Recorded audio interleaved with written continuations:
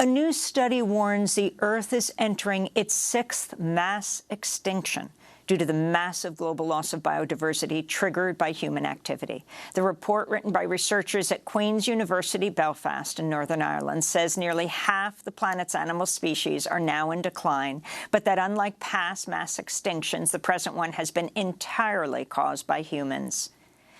In more climate news, countries in the Middle East and across the Gulf region are more vulnerable to unprecedented extreme heat due to a worsening climate catastrophe.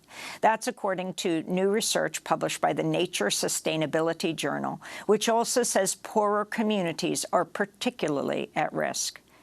Meanwhile, another study warns nearly half the population of Phoenix, Arizona, would be in need of immediate medical attention for heat stroke or other heat-related illnesses if a heat wave coincides with a power blackout spanning multiple days.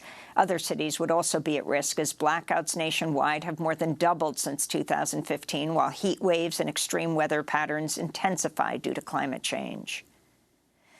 Over 130 U.S. lawmakers and members of the European Parliament have sent a joint letter to President Biden, European Commission President Ursula von der Leyen, and UN Secretary-General Antonio Guterres, demanding the removal of Sultan Ahmed Aljabbar, the head of the Abu Dhabi National Oil Company, as president of the upcoming UN Climate Summit, COP28.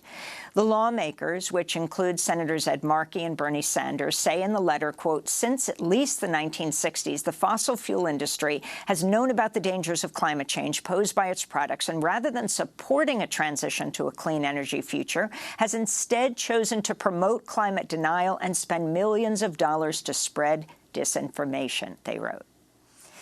Meanwhile, climate activists are ramping up acts of civil disobedience and direct action to draw attention to the hastening crisis. In Britain, the group Fossil Free London disrupted Shell's annual shareholder meeting Tuesday, storming the stage and triggering chaotic scenes as protesters confronted investors of the oil giant. Congratulate yourselves for record-breaking profits, which lead to record-breaking floods, droughts, and heat waves. Welcome to Shell, where you are complicit in the destruction of people's homes, livelihoods, and lives. Welcome to hell. But ladies and gentlemen, I refuse to accept your hell on earth. This week, the People's Health Tribunal found Shell and Total oil companies guilty of genocide and ecocide in communities in South Africa, Nigeria, Mozambique, and Uganda. This comes as Just Stop Oil activists have been leading slow marches on London's major streets and bridges, disrupting traffic. In Italy, climate activists with Last Generation doused themselves in the street in front of Rome's Senate building in mud as the death toll from last week's record-breaking floods in northern Italy has risen to 15.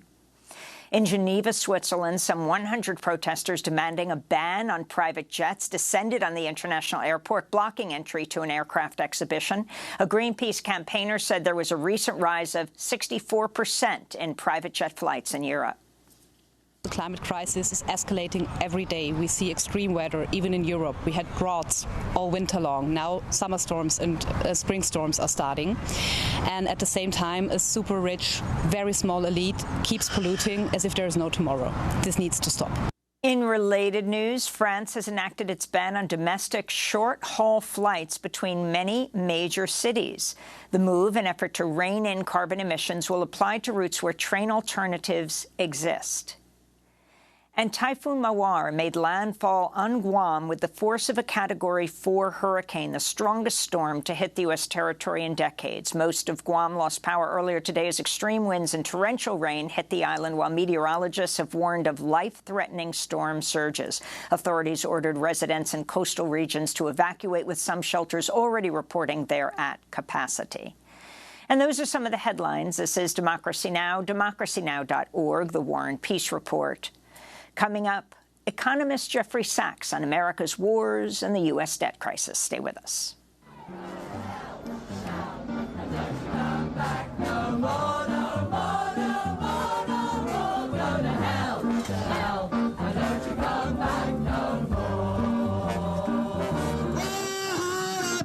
see you got the wrong man. Going net zero, it's a part of the plan. We've all had enough of your brainwash lies. Drilling new oil and you can't deny. So go to hell, Shell, and don't you come back no more, no more, no more, no more. Go to hell, Shell, and don't you come back no more.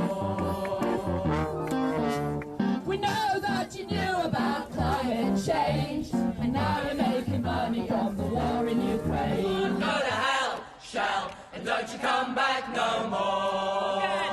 And again, go to hell, Shell, and don't you come back no more, no more, no more, no more. Go to hell, Shell, and don't you come back Climate no more. protesters singing "Go to Hell, Shell," both outside and inside the oil giant's annual shareholder meeting in London. And those are some of the headlines. I'm Amy Goodman, joined by Democracy Now!'s Juan Gonzalez. Juan, congratulations on the graduation of your daughter, Gabriela.